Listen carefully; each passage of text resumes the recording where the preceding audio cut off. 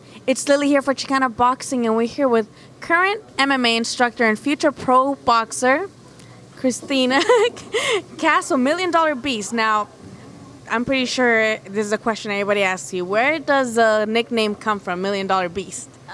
So I used to box, and I used to wear my hair in the two little braids. And everybody's like, "Oh, you look like just like Hillary Swank with the braids on and like $1 Million Baby." And I was like, "But I'm not a baby. I am a beast." So I was like, "I'm gonna take it and spin it," and the name stuck. So you talk to us about your transition. You obviously been doing MMA for about 8 years, right? I've done martial arts for 16 years. So wow, okay, so 16 years martial arts, and it was boxing that 6 on and off, correct? So what made you kind of guys start the transition into boxing, and how is it different than MMA, especially, working out and stuff like that? So boxing, my kicks were starting to hurt my legs a lot since I was kicking a lot. So I started wanting to focus on my hands because I feel like a lot of traditional martial arts, they focus more on kicking and not so much on hands. So I felt like my weak spot was my hands. So I started doing boxing to be able to get better at my hands, and then I just fell in love with it. How excited are you to be going into the ring? I know you don't have a fight planned yet. You want to start, what they're telling me is around February. Are you ready for that? Or do you kind of want to take a slower pace into coming into something like boxing, which is not a big different sport, but it's still a little different than MMA? I think I'll be ready no matter what. I've done a lot of fights over the years. I've had a little bit of a dry spell lately, but as long as I get my sparring in, I should be good for whatever they come. Right now is actually the best time to do women's boxing. HBO last year made kind of history with doing the first women's televised. We see women on Top Rank, ESPN. What kind of card would you like to fight in? Like, what is kind of your goal as far as boxing goes, both long-term and short-term, especially since you haven't really fought yet? Just go for it all. As far as I can get. So I don't want to be doing it for the rest of my life, and I told myself, like, as far as I can get in 3 years. So as far as I can get in 3 years, and we'll see what goes from there. Obviously, with girls, we don't get that since the beginning, to fight, like the urge to fight. What kind of got you into martial arts or throwing kicks or throwing punches? Because that's not necessarily something traditional a lot of people even see women do. Tell us your background on that. I have 3 brothers. That explains it all. So whether I had the urge or not, I was always fighting since I was little. We were wrestling. We were always doing something. So my mom finally put us in that, me and my older brother, and that was like the one thing that kept us alive, I'm pretty sure, since we focused our energy on like being able to protect ourselves versus trying to kill each other. So ever since then, we've been really good and close, but at the same time, like, that was able to get me that energy focused on being able to protect myself, which I wanted to focus on being able to get other people to be able to protect themselves as well. You obviously probably get a lot of praise for being the way you are and being so strong, but do you ever get any hate comments, like sexist stuff? Because I see it in boxing where people say, "Oh, women's boxing is boring," or they'll start saying, talking trash about women in the sport. Do you ever get any of that, and how do you react?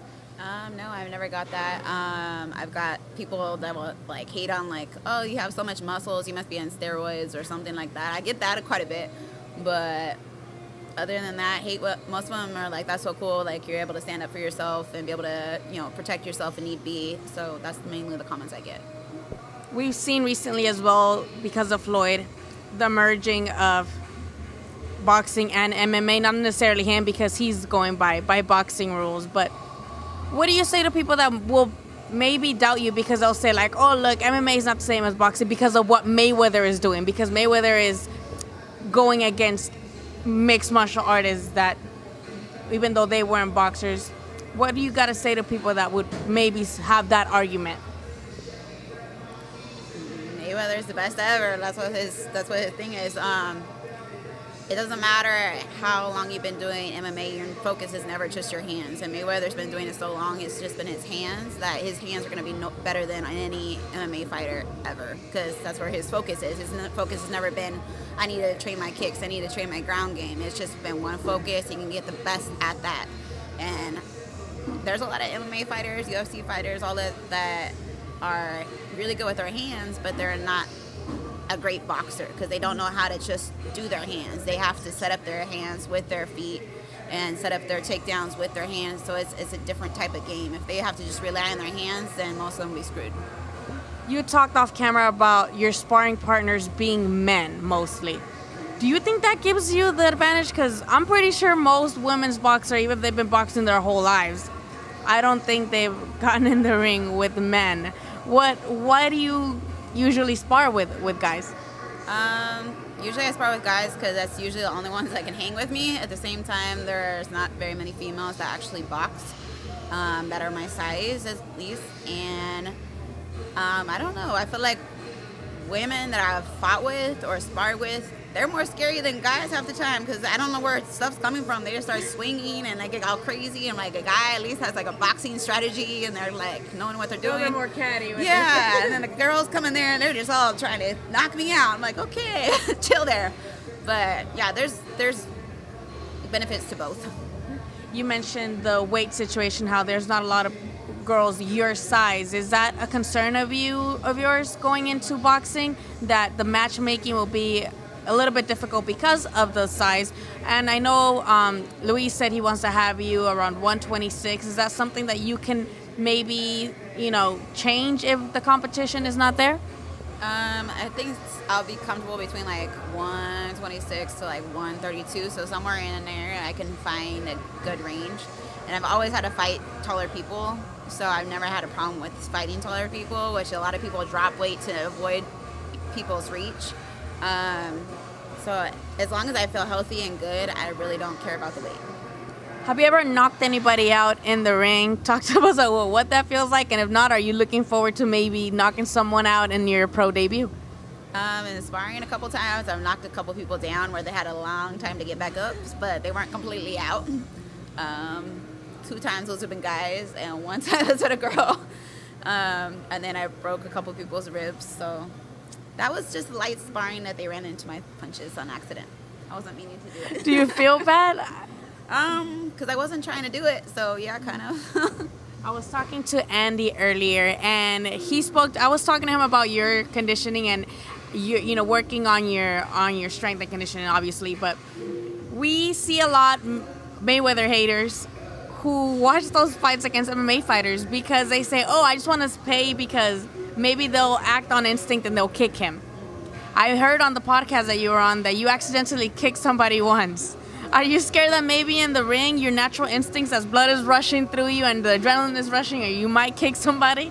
I think I'm kind of past that point. I think I've done enough sparring and enough just only hand work that I think I should be okay not to do that. Whoa.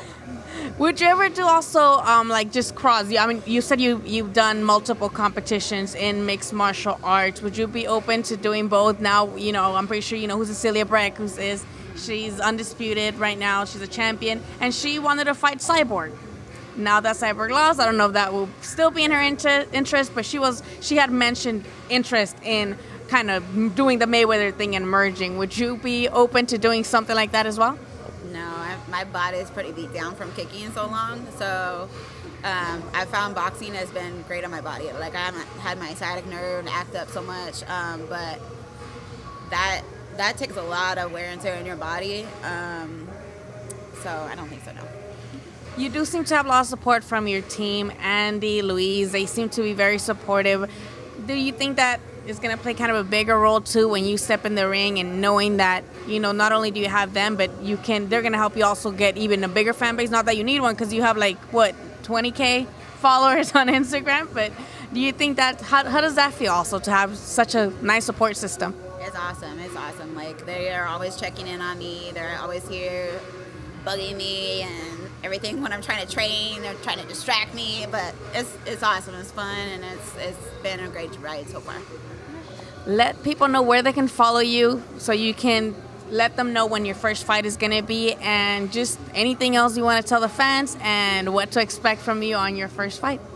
So you can follow me at $1 Million Beast on Instagram, and I just appreciate if you guys want to come and follow me on this journey, and let's hope for the knockout. Thank you so much. Thank you.